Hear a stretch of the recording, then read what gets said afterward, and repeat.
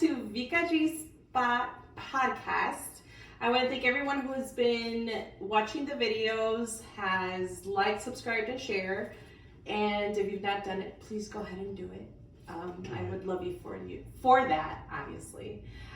Today I have an amazing guest. I've known Sam for over 10 years, and he is an inspiration in many ways. And I mean, within conversation, you will find out why. So I want everyone to welcome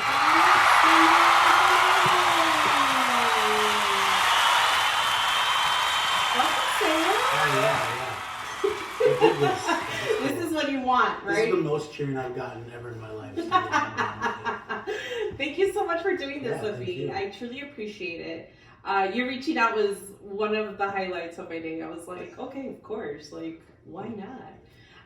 So thank you so much. Of course, thank you. I appreciate this is it. Cool. So how's your day going? It's good. It's good. I was a little nervous. Were you? Yeah, of course. Why? What am I going to wear? That's the biggest thing. Oh, I know. What am I going to wear? Yeah. What do I feel like today, right? Yeah. So since I've known you, you've always been very fashionable. Yeah, you know. Especially with your kicks. I think growing up, I was always a bigger person, and they always said I had to do something to stand out, so I wasn't just boxed in this little corner of like, hey, fat guys can't dress this way or can't look this way or can't get the girls or aren't charming. They're just this kind of slapstick, comedic thing that they are, and it's like, no, I don't want to be that. You know? Yeah. I also grew up with a lot of women in my life, so that really helped with fashion and inspiration. Yes. To look and smell good. And my mom always said, if you're gonna be fat, be clean. So that was like one thing, like always smell good and hygiene and just do that. Yeah. Yeah, I've heard that. Like, you know, hygiene's important, obviously. It's super important. And on every level for everybody. Yeah, I know. I feel like a lot of Zennials don't really know what it is to take a shower. No. And it's just like, I don't know how people go a day without showering. Like, well, to I mean, me, you know, a day to me is like, seriously, a day? I like to shower on the day, twice I a day. guess. Like, I like to shower, so I could be in the shower all the time. Anyway, yeah.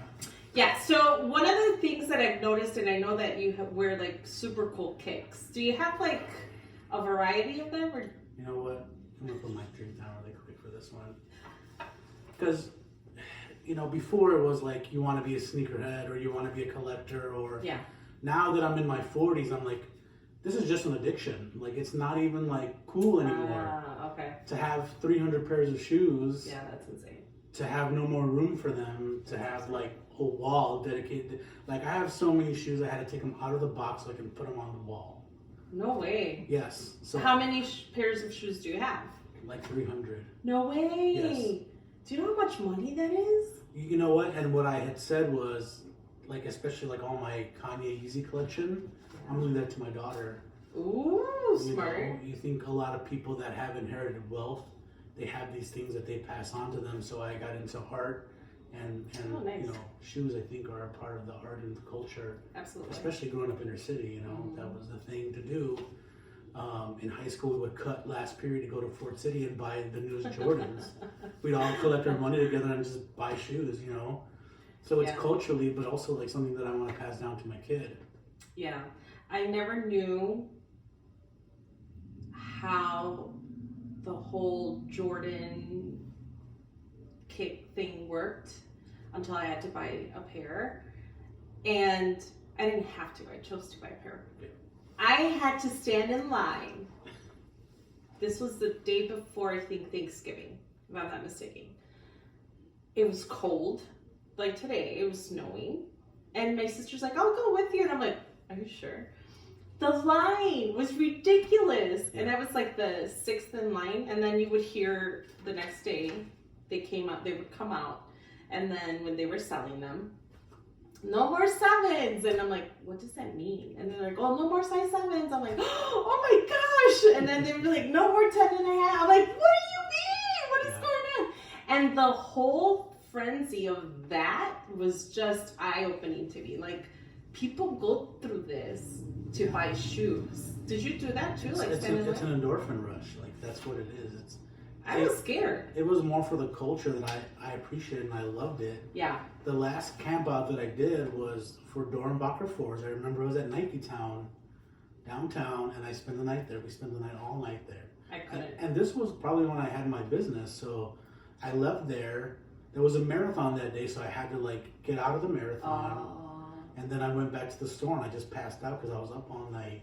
But I met so many cool people while I was in line that I still have friendships with. Oh, that's super cool. And what brings us together is this culture of love for shoes. Yes. And so for you, because I follow you and I've seen how you are so fashionable, because you really do dress well. I have to say that. What inspires you? Well, when I look at the stores that are available for plus size men like DXL, I don't want to look like that. Got it.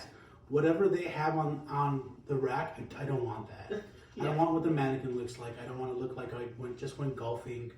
I don't wear polos. I don't wear cargo shorts. I don't, none of those are no-nos for me. Right.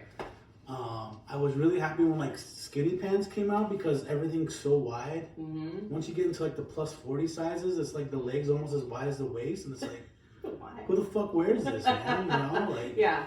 So I was really excited when like these bigger companies started getting on the trend of having plus size clothes. Old Navy, unfortunately Gap doesn't do it yet, but like even this piece is Gap that was engineered by Balenciaga. Oh, okay. So a double X was oversized and it fit me before and after my surgery. Like now it fits me a little bigger, which I'm happy about, but even when I was 90 pounds heavier, it fit me, and I was just like so excited to go into a Gap and be able to pick something out of the rack and be like, holy shit, this fits me. Yeah. And you felt like normal almost, not to have to go to a big and plus size store, a big and tall size store. Target, they have really cool stuff, and you can find it everywhere if you just look for it. Exactly. You have to kind of look for it. Yeah, and I hate shopping, and maybe I'll get a lot of grief from women. And I can't stand shopping. I don't like it. I love fashion though. Yeah. Like I would have every Vogue magazine because I love fashion, and to me it's important to be fashionable. How you feel. I feel like how you dress is how you feel. It's a reflection. Right? It's a reflection of who you are. And a lot of people I don't think understand that. Yeah. Like my grandmother would always say like, Peínate, you wear your earrings. You look like a boy, even though my hair is down to my waist, but I'm not wearing my earrings. It's like, oh, mis aretes, I have to put them on. It's like things like that. And the older we got as women, it was like, okay, you need two things. You need a good brow and a good lip. Like that's all you need and you're fine. Oh, and mascara. But that's important for us women, and for men I can only imagine what it is. And you mentioned you had a surgery. I did have a surgery. Let's get into that really quick. Sure. Maybe it's not that quick, but so I have arthritis on my right knee, and I was at 550 pounds. No, 500 and something. I weighed a lot. You're like, I weighed a lot. I was at 450. Okay. That's what I was at. Sorry. And it was just too much for my knee. It was like, they're like, every step you take is like 300 pounds of pressure on your knee. And I was just in so much pain. Like, I was on the brink of being permanently disabled. Wow. Because my weight was too much for my knees. And they wouldn't replace my knee, and they still won't replace it because I need to lose more weight. So I decided to have gastric bypass. Mm-hmm. And it was like, I wasn't scared at all. I was really excited for it. Like, I know I needed a change because I have an addictive personality, and I was like, I relied too much emotionally on food. Uh-huh. When I'm feeling happy or sad or whatever the emotion was, I ran to that meal or that treat that I wanted. And I knew that I had to make a change. Yeah. So I committed to doing the 6 months of pre-op, which is psychiatric, dietitian, numerous, other visits with doctors. Like I was in the doctor's office all the time before the surgery happened. And on the day, I was just really excited. And luckily, I had somebody there with me, and I wasn't scared. I was just, let's do this, man, and it was great. Yeah, I mean, it's been a bumpy road, right? Right. Like, I love cereal, and I can't eat cereal anymore. Really? It just makes me super nauseous. Wow. And there'd be times where I just eat something and I get so nauseous I just have to fall asleep. Wow, Like, really? I'll pass out in the car and I'll just wake up in 30 minutes and like I feel better. And I just learned I can't eat that anymore. I can't eat that much anymore. How long ago did you have your surgery? I had it in August. In August. So August from 8th. August to now, would you say that you feel better? Is there a change? I mean, everything in my life is easier now. From showering to going to the bathroom to Oh, getting that's awesome. dressed. Yeah. You know, I'm not gonna lie, I was out of breath from coming up through 3 flights of stairs. Oh, but those are killers. those kick your ass. I was like, holy shit, man, this is gonna be.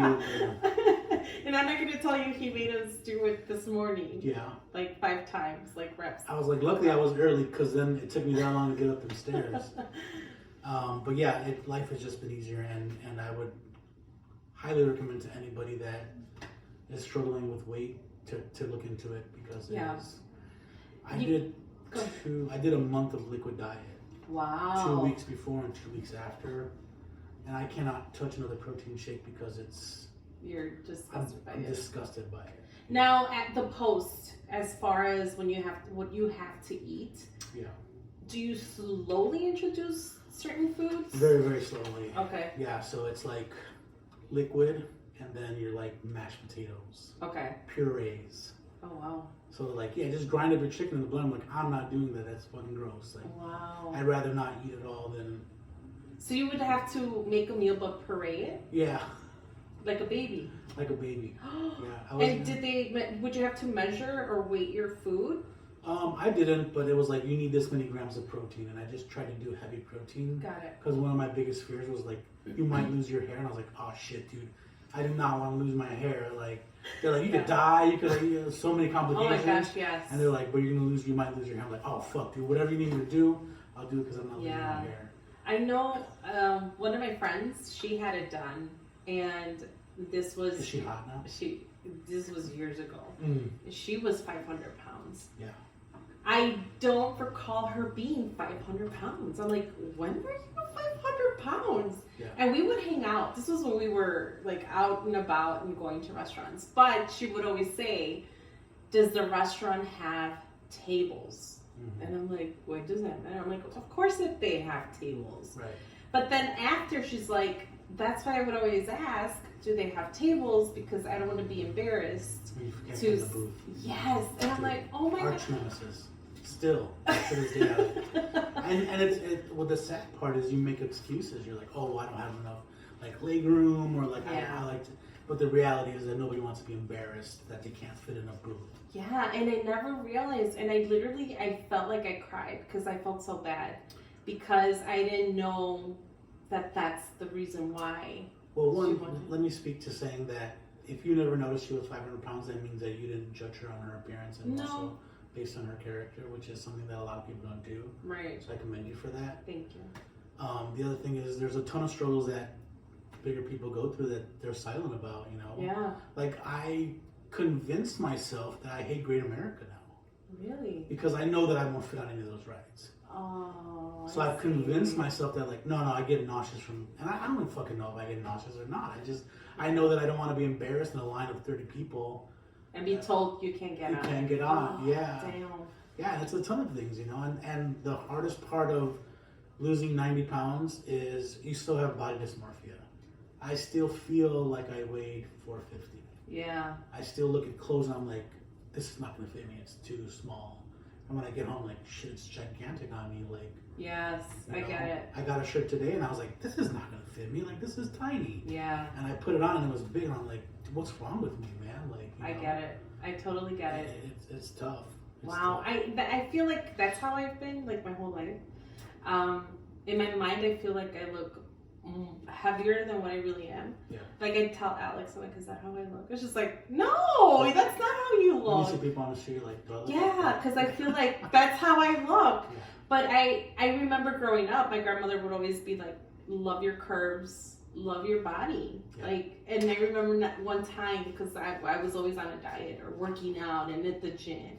And she's like, come on, come, because Mexicans are come, you know?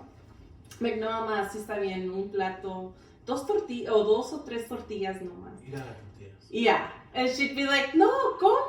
And I'm like, I am eating, Grandma. Like, she would serve my plate, but she wanted me to eat more. And she's like, los hombres les gusta agarrar. And I'm like, oh my gosh, Grandma, why are you telling me this? I mean, she's But not she, wrong. but she would tell me, like, love your body. Yeah. Like, this, you have a womanly body, love your body. And the good thing is, like, my aunts were the same way. My mom gave us a good way of how to eat, in a sense. Like, she'd be like, you could have tres tortillas. I'm like, okay, growing up as a kid. Yeah. And that stuck to me. So I'll only eat tres tortillas, even to this day. And if I eat more than 3, I'm like, oh, I shouldn't have eaten that last one. I mean, even back then, like, I think that's why I was so drawn to your family, was because they would never judge you, right? Like, Yeah. they were like, they just No. you want to eat and hang out or drink, and like nobody give a shit, you know? Right. And Yeah. it was so welcoming and warming as a person that was judged all the time. So, Yeah. you know, you gravitate towards those things when people accept you. Yes, and I feel like that's one of the things my mom always taught us growing up. She's like, you accept people for who they are, and you don't judge them, obviously, and you give them the best of yourself, you know, respectfully. And so when my friend told me, she's like, I was 500 pounds, and she takes out her picture and she shows it to me, I was like, oh, that's not you. That's not how you were. I like, in my mind, that's not how it was. Do you remember Lalo's back in the day on Clybourne? Yeah, for sure. Oh, yeah. Yeah, that's the spot that we would go to. Yeah. And we would always go out dancing there. I passed out in that bathroom once. No, you did not. Oh, yeah, totally. Stop. Yeah, so we had left. I used to be in construction, so we left the company party and we went there. And I had, can I say weed? Yeah. Okay, yeah. I had weed with me and we were drinking, and I went to the bathroom and I was just drinking and smoking too much. And I just passed out in the bathroom there, and yeah, my friends had to come and get me out of that bed. Oh my God, Lalo's was the place to be. It was, yeah. And so that's why in my mind I never saw her as 500 pounds. And to this day I don't see her big. Like, well, she looks amazing, and I love her, but I never thought of the weight. You know, it's like it's just it's not a big deal for us, right? Like, for me at least. It's a journey. It is. It's been a journey. And so for you, because you said that you have an addictive personality. Very much so. Today, did you change anything? Because it's psychological. If you think about it, like, everything is a psyche. Yeah. And a lot of times I feel like the weight that we hold is sometimes emotions that we bear, you know, that we hold on to. For sure. Today, now, what have you changed, or your new addiction? It's definitely shopping. Shopping? Spending money on stupid shit. Really? Yeah, like, I'm obsessed with getting like an e-bike. Like, I don't even ride bikes. I just want one. Like, they look cool, you know. Yeah. And not any e-bike. It has to be a Super 73. Like, that's the brand that I want. Wow. And I do my research, and it's just more shoes, but therapy helps. Yeah. Therapy helps with that addiction. Like, what void are you trying to fill that these material possessions can't fill eventually, you know? And I will say, there was a book that I read called Worthy. Oh. And it talks about healing your inner child.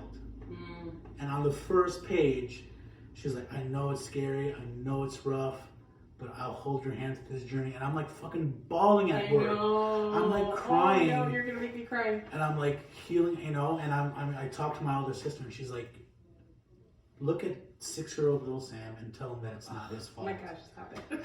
You're gonna make me And cry, I'm like bawling in the car, Yeah. and I'm like, it was so hard for me to say those words. Like, it's not your fault, you know. Yeah. You know, whatever happened to us as children, it wasn't. Yeah. And it talks about like this lady who was at a party at 6 years old. Her little brother drowned because she was eating pizza. Wow. And he was like, let's go to the pool. And she was like, no, I'm with my friends eating pizza. And he ended up drowning. And so her journey was forgiving herself for that. For right, that, as a child. Like, it wasn't her fault, and she's worthy of this love, and she's worthy of like not feeling like a piece of shit all the time. Yeah. And it takes something like finding that one book to open up everything, and like, I don't need this. Do I want it? Sure, I'll keep wanting it, but I'm not going to get it. Right. So I keep looking for the bike, but am I ever going to get it? Probably not. Yes. For me, it's very easy to be a minimalist. Yeah. Like, I don't know where it happened, where I'm such a minimal. I like little, I don't like a lot of stuff. I'm okay with 2 pairs of shoes. I'm okay with 4 pairs of heels, because I love my heels. But I won't buy more than what I need. See, and I envy that. And I could never be that. like, I'll buy a blouse and be like, okay, which blouse can I get rid of so that I could donate it? Yeah. So that it's still in good shape and someone could wear it. I'll tell you a funny story about that, right? Uh-huh. So my friend, she's the same way, but she just keeps everything in her car.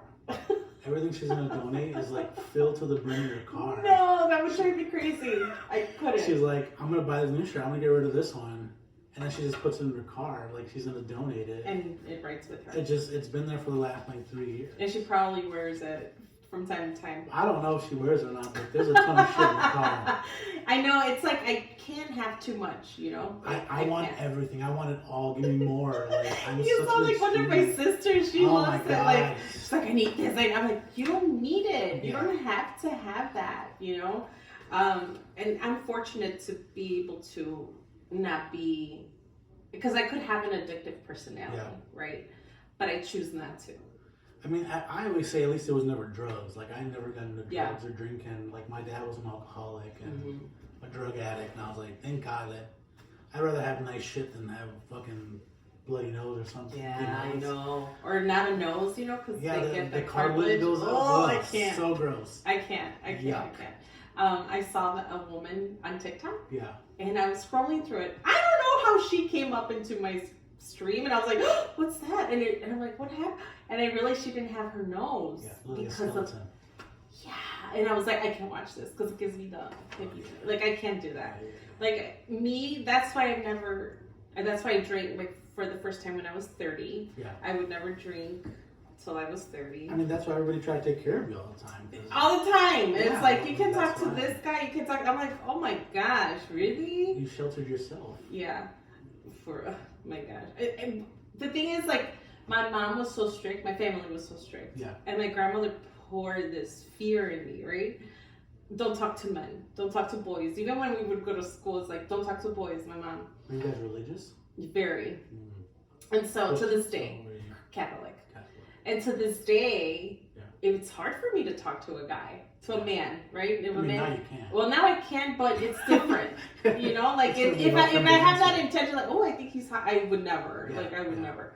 And so it took me forever. I think also that comes with age, where you're just like, nobody's hot anymore. Like, they're probably fucked up too, and I don't want to deal with that shit. Exactly. Yeah. So that's why it's like, I didn't drink till I was 30. I didn't have a boyfriend till I was in my 30s. So, you know, it's like all these things just because I knew in my mind. I mean, at least you didn't just go like crazy and just. And that's what people would say. Like, loose. And when I moved out, I was 27, and they're like, "Oh, you just want to go out and have fun." I'm like, "No, I just want to be by myself and in peace." You know, like I just don't care.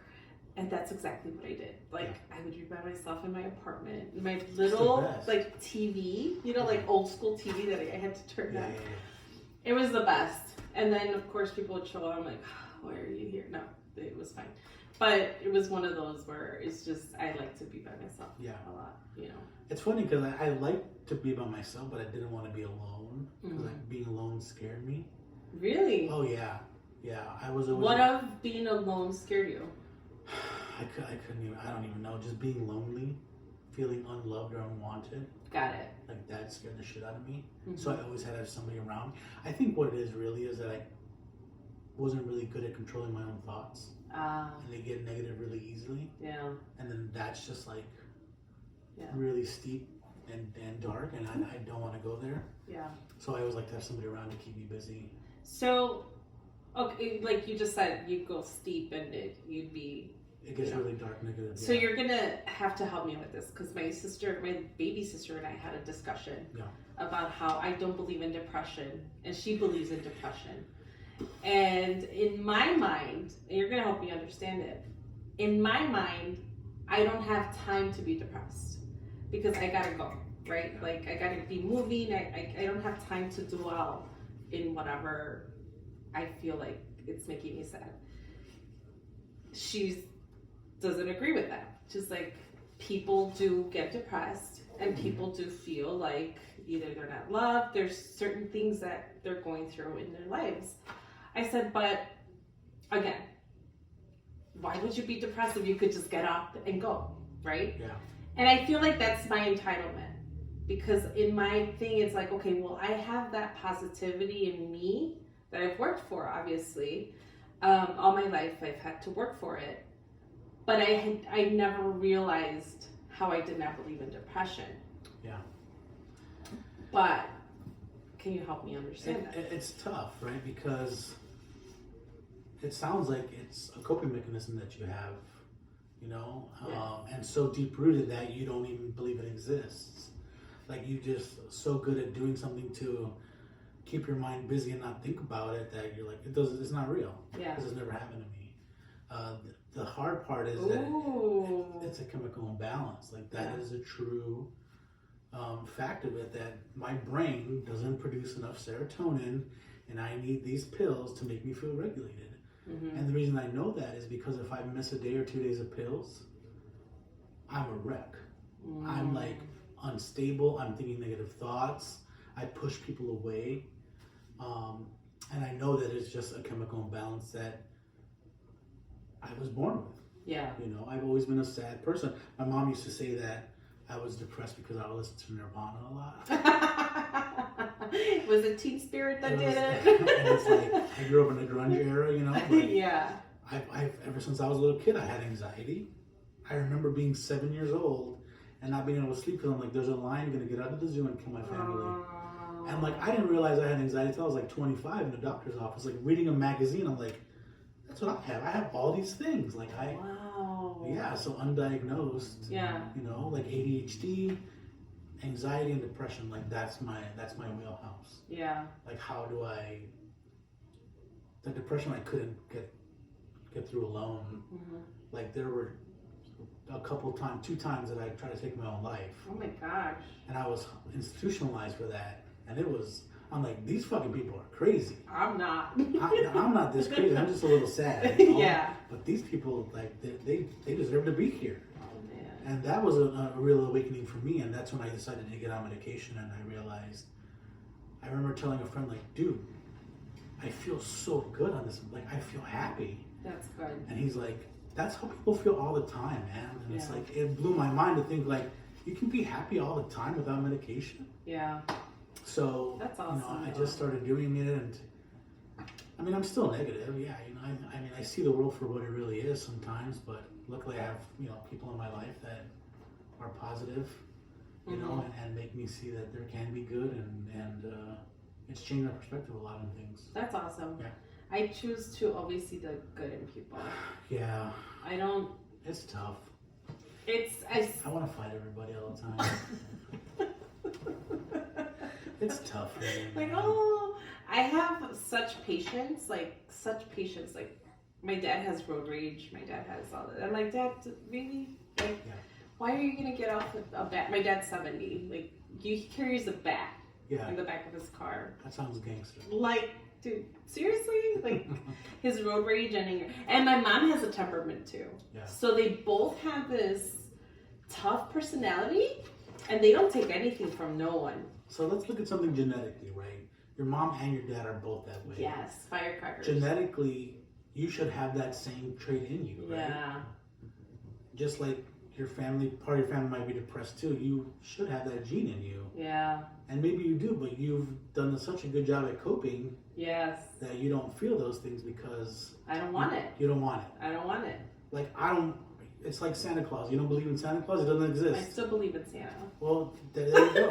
I still believe in Santa. But that's true because I would see the way my mom would be upset at something or my dad, and I'm like, I never want to be that. Yeah. I never want to get to that point. Yeah. And my uncles and my aunts, they all have this temperament. I'm like, I don't want to do that. I don't want to be that. And being a kid, because you know my family, we're always together before more than now. And it's like, I don't want to do that. I don't want to be that. And it's like just choosing the good things that you wanted for yourself, I feel like. And so for me, I look at life as in it's good. I feel good. And then after my accident, forget it. Like I'm on 1,000 level. Like I'm so grateful to be able to get up and go to the bathroom on my own, take a shower, you know. And it's like I see it in a different level. And I mean, and then you get to appreciate people because oh my gosh, yes. How they were there for you. Yes, my family was amazing, and they still are. Like today, I asked for a ride somewhere, and I was like, I feel guilty asking for a ride. Right, and because why would you feel guilty, right? Because my whole life, people have made it seem like it's such a big deal to like just do that, right? Oh, I get it. And now I'm just like terrified to ask for any kind of help, and I just been doing it on my own for so long. Yeah, it's hard to ask for help. It really was. Yeah, it really was to say like, hey, I'm not really feeling good today. Can you just give me some space? Yeah. And to me, that's help, right? Mm-hmm. Help me to not explode. Exactly. Just give me some space. And the thing is, too, that sometimes people understand that and some people don't. Definitely. And people will push back like, why? What's up? Are you okay? Yeah, and it's like, I'm fine. Listen, man, just give me some fucking space. Yeah. So when someone asks you for space, give them space. Give them space. Set healthy boundaries. Healthy boundaries. Healthy boundaries are a must. Yes. And for me, it's during the whole process, I learned to just put my hands up in the air and say, it's going to be what it's going to be. Because I live by myself, you know. Even though my parents live upstairs, I've always been so independent, and I always did things for myself. So when I had to rely on people to help me, that was hard. But then I learned, I'm just going to let it be, you know. So it's kind of nice. So for you, for your journey right now that you're, you know, I would say not recuperating, but getting adjusted with your surgery. What are the changes that you did physically? And like, are you going to the gym? Are you getting out there walking more? I just did a walk, and it was like maybe like a mile. Wow, that's a lot. That's a lot. But to me, I was like, this is fucking excruciating, man. Like, can we take a break? Like, and like, you know, the person I was with was like, look at the beautiful lake, and I'm like, dude. Man, let's just go. Like, my knee is killed. Like, I'm a doctor right here. And I saw a dog, and I was like, okay, this is cool. But, you know, pushing yourself, I think. I pushed myself. I went to the gym the other day by myself. Nice. And I was terrified to go by myself. Like, the first time I signed up for the gym, and I left right away. Yeah. Then, like, a week later, I went back, and I parked, and I was like, I can't do this alone. Like, it's so I'm gonna be judged. I'm gonna look like dumb if I go by myself, and I just left. And then just yesterday I went by myself, and I like doing my own thing, and it was cool. Yeah. And I realized how out of shape I am, but at least I did it. You know? Right. And it's just getting a routine, getting up early. Swimming. I do a lot of swimming because that's amazing. That's what they recommended. Yeah. But honestly, if anybody's going to the journey, it's just try not to incorporate the habits you did before. Right. Because eventually you're going to be able to eat more. Like I'm in this part of my life where I eat a little more now, and it's not about overeating, right? Because then you get sick. Right. I had to learn the hard way. I overate and I got sick. And not to eat too much sugar, not to eat, you know, drink a lot of liquids and just high protein. You know, you got to change certain things in your life and diet and realize that you can take enjoyment out of things, but don't let it be the epicenter of your happiness. You're right. I think that it's finding the happy median on everything that you do. It's like not too much. It is. I think some people, because we have an addictive personality, we're going to want to go above and beyond and just get filled with it and just overindulge in it. And it's not healthy. Right now I'm trying to focus on being addicted to paying my bills and getting the money that I owe down. Nice. And it feels good to like get rid of half your debt, you know? It does. And I'm like, man, this feels cool. Like I don't have any debt. And like, I'm trying to convince myself that I don't need anything anymore. That's awesome. I don't need these material possessions. Like now it's like designer shoes, like Balenciagas, like, oh shit, $600 shoes. Like those are cool. But it's like, I don't need that stuff. Right. That's awesome. I'm already cool with what I have. I don't need to be. And like, there comes a point where I'm like, I don't want to be this weird old guy that's trying to look cool, you know? Like, I don't want to be 60, like trying to look like, you know? Balenciaga? Yeah. Like, come on. I saw a gentleman who actually went into the restaurant. And he was probably like 55, maybe, I want to say, maybe a little older. But he was dressed like in this. What was the line? Fubu. I think that is that the one with the kind of bear? No, that's Polo probably. No, it was shoot, I can't think about it. Anyway, he walked in there and I was like, really? Like, you gotta retire that. Like, dude, you cannot be wearing all this. So yes, good for you. I mean, the tough part is that I work with a bunch of 20-something-year-olds, and they're like, how's that work? Like, I can't dude, imagine. They fucking smell, dude. Like, No les enseñaron I'm que se just playing. bañaran. I'm just playing. You know what? It is so enlightening to see that they don't fall into this corporate kind of just bullshit that the corporations try to feed you. You know, we're a family. You know, we look out for each other. Like they see right through it. Right? Got it. The things that Gen X were like starting to fight against, that baby boomers had imposed on us, like.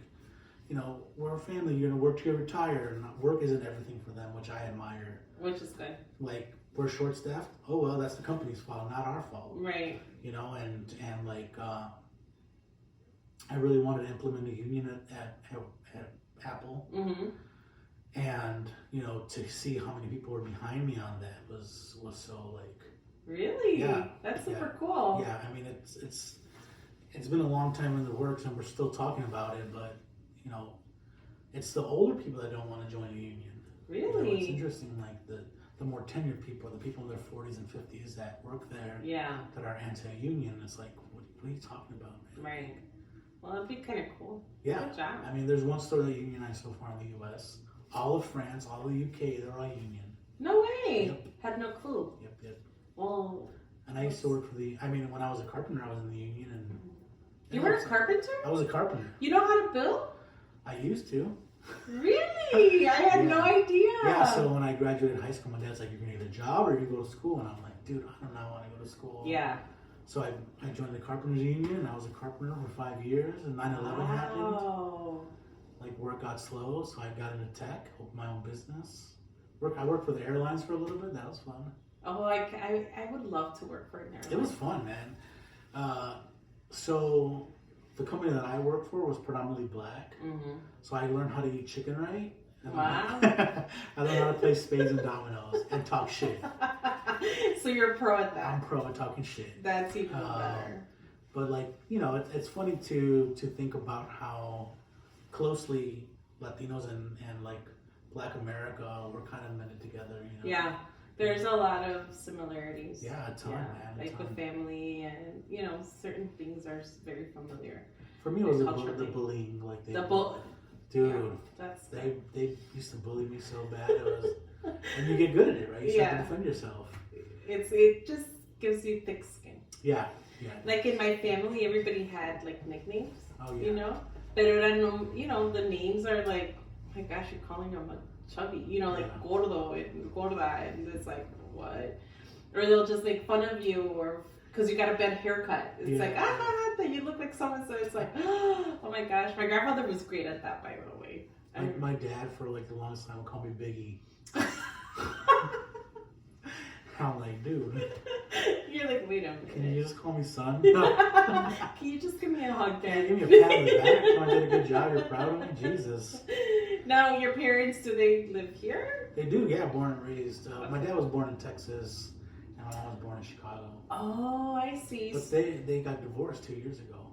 2 years ago? They've been divorced for 2 years, and she's like the happiest. Really? Yeah, she's like out partying. Mom, Dad, don't get ideas. Yeah, and part of my journey was, you know, talking to my therapist, and you know, people say often like, you know, once you forgive, you feel so much better, and like once you like forgive that person, you know, but the opposite is like once you forget that person, it's the same kind of feeling. So I haven't talked to my dad in like 2.5 years. Really? And I feel so much better. Like I feel this. Do you think it's because he was so negative, or is it just him as a person? I think it was just a lot of animosity that I've had since I was a little kid. Did you ever sit down and have a conversation, or he's the kind that you cannot have a conversation? He wanted to. I think I was the one.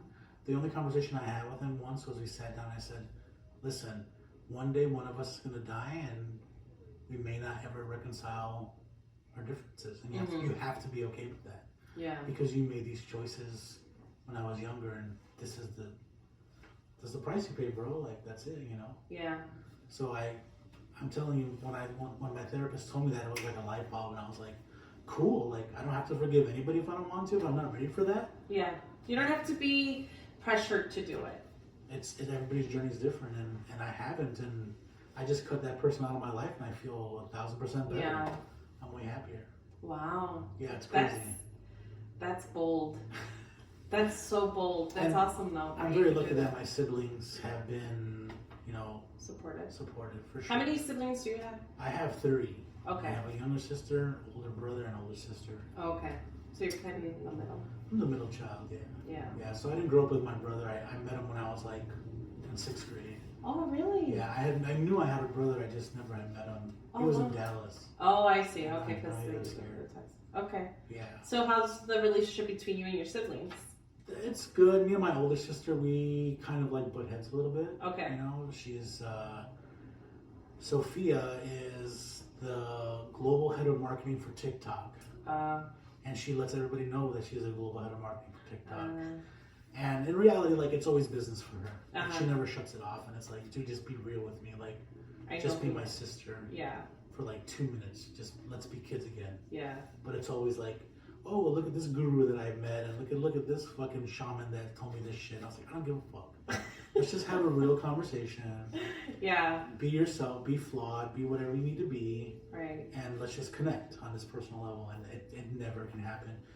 And I think it took me getting older to realize that that's just who she is now. Right. I have to accept her for who she is and take what she gives me as it is. Right. know? And just accept it. I just accept her who she is. Yeah, and I love her very much. Yeah. And your younger sister? Well, she's cool as shit, man. Oh, nice. Yeah, she's a pothead. Oh, nice. She's chill. She's actually a GM for a dispensary now. Wow, really? Yeah, I was like, Good see, for her. if I would have never smoked weed with you the first time, you would have never been here. Look how successful you are, you know? That's awesome. But she's cool. She's cool. That's Yeah, we get along really well. That's awesome. Like, siblings to me are awesome. They're the best. They are. Just the best. Like, my older brother was my hero for such a long time. Oh, that's awesome. Yeah, he just taught me so much about music and movies, and you know, now he's this 50-year-old guy that just drinks Bud Light and watches wrestling. I'm like, dude, I love it. When I go over there, I just like, I don't have to be anybody. I just sit there and he's like, you want a beer? I'm like, yeah. Sure. Oh, I thought you were gonna say, do you want to wrestle? I was like, no. He knows I don't like it, but he'll just put it on anyway. And I'm like, and I just sit with him because I get to connect with him for in the way that he wants to connect. Yes, and that's accepted. I know that I can't have this type of conversation with him. But I see him happy, and it makes me happy to see him happy like that. That's wonderful. Yeah. I mean, it's like I have 3 younger sisters, and I love my sisters dearly. And one of my younger sisters just had a baby. I'm in love. Yeah. Like I can't. Like kids are scary. I love it. I would have had 10 kids if I could have. Man, but a lot of work. I would have. Yeah, probably. But anyway, just in love with the babies. You can still do it. I don't know. You get up and go. Yeah, we'll get a dog, man. I do have a dog, Dude, Scarlet. Best, well, she doesn't live with me right now, but and then Alex has cats. Oh, and they're no, actually, I thought I was scared of cats for the longest time. And they're so sweet, the sweetest. So I like cats. They make weird noises and shit. They do when they fight. Yeah. Okay. Like, what's going on? Yeah, it sounds like possessed. But they're cute. Yeah, okay. They're cute. I like Garfield. Who? Garfield? Oh, there's a new movie, by the way. Oh, yeah. Chris Pratt is doing. Yes. This guy needs to stop. Right? You think so? He did Mario. He did. Oh, I didn't know he did Mario. He did Mario. Yeah, that was okay. Whatever. But I saw that. He got really religious. Oh, did he? Yeah, he used to be really cool, and now he's like super religious. Really? What do you have wrong? Well, I mean, it impedes your comedy a little bit, I think. I think if you allow yourself to. Yeah, well, I was always taught to never talk about politics and religion in public, so. I'll talk about it. Why not? You know? But yeah, I don't know. I feel like people that say that are the ones that don't want to touch the subject because I feel like when they say that is because they're ignorant to the subject. I don't know much about religion. A good friend of mine, she's a Jehovah's Witness, and that's something new to me. It was totally new to me. I went to a meeting and I was like, I'm going to try this out. Right? Like, I really care about this person. Let me try to connect with them in a way that I would never anybody else. That's so cool. And I went, and it was like the nicest people. Yeah. And I was like, what? The next step is they're gonna make you drink like this Kool-Aid and shit. And I was like, I like the idea of it. Yeah. The idea of unity, and the idea of caring about each other in community is really, really beautiful. But then once they got into like the Bible, I was just like, 7-headed snakes? Like, no, man, come on, this isn't real, dude. Like, it's like, okay, yeah, my boy, we gotta go. Deuces. There are just things that I couldn't read. Yeah, I get it. And that's all. Yes. It's just not my thing, but... We used to, so one of our aunts and uncle converted to be a Jehovah's Witness when we were kids. So that we could be with our cousins, my mom would let us go into the meetings. So we'd be like in the meetings and be like, oh yeah, you know, to this. And that's where I learned how to read in Spanish. Because my aunt and uncle, they'll sit us like in a circle and we had to read. The Watchtower. Yeah. Well, it wasn't the Watchtower, it was the yellow one. The mustard one. Oh, I forgot the name. Sorry, Thea, if I'm not doing this right. But it was like, that's how I learned how to read in Spanish, because she would let us, they would make us read in Spanish, obviously. Yeah. And we would go and we would pray, but they would always move us because we would be playing. We're gonna take you to the bathroom if you don't stop. We're like, okay, you know. So, but it's a long service, so as kids, you don't want to be there for. I think it's like 2 hours, 2 or 3 hours. 2.5. Yeah, I think so. But when we were kids, it's like that's like all of Avengers. That's like that's huge. And we were happy because we were with our cousins, you know. Yeah. And then, but they weren't allowed to come to our church, to the Catholic church. It's very strict. Yeah. So we're like, okay. So anyway, and so sometimes we'd go to mass, and then because we wanted to be with their cousin, I'm like, yeah, let's go. So we would go to the Kingdom Hall, but yeah, it was. It's a cool thing. Yeah, it's fine. Yeah. It's not my jam either, but it's okay.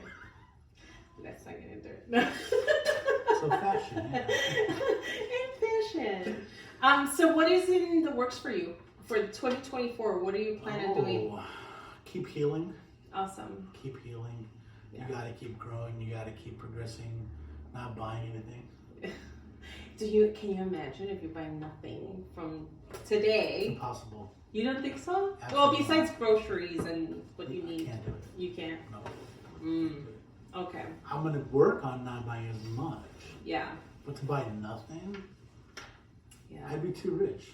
I'd have too much money. I'd have too much money. Hey, you could always write me a check.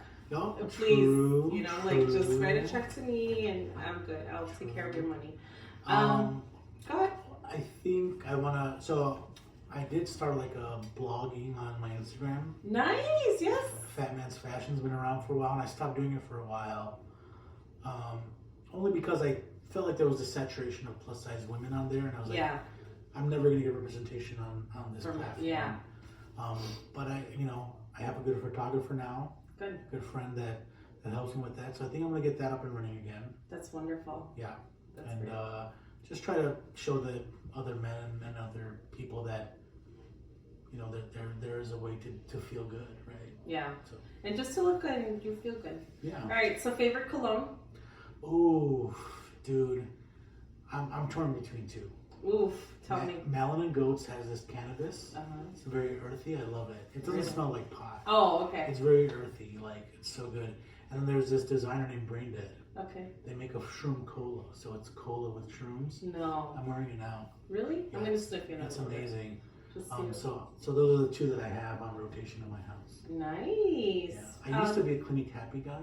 Really? Oh yeah. Clinique Happy? Clinique Happy was so citrusy. I love the citrus. Yes, it is citrusy now that I think about it. I go down to earth tones, more earthy. Yeah, I like the earthy sides too. It makes me feel tough. It's like manly. I'm gonna go lift some weights over here. Just spray some cologne and start fucking rips. They're like, go ahead, Sam. Favorite designer? I'm gonna controversial. Okay. But I think Kanye. Oh, I love Kanye. I mean, he came out with something recently for Vultures, his album. Yes. he priced everything at $20. All his shoes, all his clothes, everything's $20. And then his goal initially was to make everything affordable for customers. Mm-hmm. So when Adidas took over, he's like, I didn't price it, I just designed it. Yeah. So I think him as a designer is going to be revolutionary. I agree. I think he's brilliant, actually, as a businessman. Somebody asked him, like, what do you want to be remembered for? He's like, I want to be forgotten. Wow. You don't know who invented the sidewalk, but it's so ubiquitous that we use it every day, but we don't know who invented the sidewalk. That's true. It's like, I want to be on that level to create something so, like, implemented in the world that you just forget who I am. Wow. I mean, he's crazy, sure. Of course, but he's he's a businessman. Yeah. Like, I quite frankly think he's a genius at that level. I mean, a little cookie. in a lot of ways, yeah. But it's okay. We're all a little. I know, we all are. And if we weren't, I mean, it'd be the perfect world. But I'd have to say Kanye. Yeah. Okay. Favorite glass designer? Glasses. Because I've seen you wore really cool glasses. Tom Ford makes a really nice glass, but I don't. I have a couple pair of Gucci's that I really like. Okay. But right now I'm all about what is going to look best with the outfit. Okay. So there's this website called Kits. Oh. And the glasses are only $28 a pair. No way. So that's where I got these from. So you buy the frames and then you put in the... They do everything for you for $28. Really? Wow. So you give me your prescription? Cool. Yep. No way. Yep. That's like $500 if you go to an optometrist. Exactly. I mean, my friends that are optometrists, we'll still go see you. Yeah, you gotta get your eye exam. Right? You have to. Have glaucoma. Yeah. But yeah, I mean, Gucci makes really nice glasses. Awesome. Favorite shoe? Favorite shoe that I own? Mm-hmm. Oh no, you can't do that to me. No? That one that you'd be like, I'm gonna wear that one. Like, this is the one that I love or that you cherish. There's a designer, his name is Soleil Bombery. What is the name? His name is Soleil Bombery. Where is he from? He's from New York. Oh, wow. Okay. But he's done a lot with Crocs, and like, Crocs was about to go bankrupt. Oh, I didn't know that. And he just took a design and blew that whole company up. Wow. You know, he does stuff with New Balance, so there's a couple of pairs of his clothes. He did something with Montclair. Okay. So there's some Montclair ones that I really like that I keep on the top shelf that I don't really touch too often. I kind of look at them sometimes, like, man, these are beautifully designed. Yeah. But I'm like, where am I going to wear them to? Like, I'm not going to wear them. I'm not going to let this feeble earth touch these shoes. Like, I'll just keep them in the box. Yeah, I'm going to admire them. Like, that's awesome. If they could levitate, they probably would and shit. Favorite accessory? Rings. Rings. Yeah, gotta have some. That's rings. Your favorite. Okay. I've had this ring for like 20 years. No way. Yeah, I got it in the alley. Remember the alley on Belmont? Yes. Dude, that's where I got this one. Is the alley still around? It's around. They moved it though. Oh, okay. I haven't heard of the alley. If you guys don't know what the alley was, like this seedy story going through this like meat packing, like those plastic meat packing, like disgusting, but it was like the coolest shit inside. I never made it inside. It was on the north side before it got yuppie. Before all the yuppies took over. It was okay. Grunge. Yeah. In the 90s. I got this, yeah. Oh, super cool. So, thank you so much. Thank you. I'm so happy you're here. Me too. We're going to do this again. For sure. We'll see what the people think. Oh, I'm sure they're going to get all dislikes. Like, get this fucking nerd off here. I'm sure I won't, Sam. I sure won't. One thing that you would tell someone that is struggling with their weight and if they're fighting through it, like mentally. Just ask for help. Just ask for help. Yeah, it's okay to get help. It's okay to admit you have a problem. Yeah. Like food can be on that level of I have a problem. Yeah. I can't stop. So just ask for help. Ask for help and be okay with receiving it. Awesome. Oh, I love you, Sam. I'm gonna give you a hug. Yeah. You made me tear up, so that's a good thing, right? Good thing I was in Bali, so that's a good. I'm gonna cry after this. Yeah. Go home in the fetal position and start crying. But thank you everyone for watching. Please like, subscribe, and share. And I will see you guys later. Let us know if you have any questions for Sam. Follow him. I'll put his link here. Down there in the bio. Take care and have a wonderful evening or day. Can you put the clapping on again? Yeah, just for you, Sam.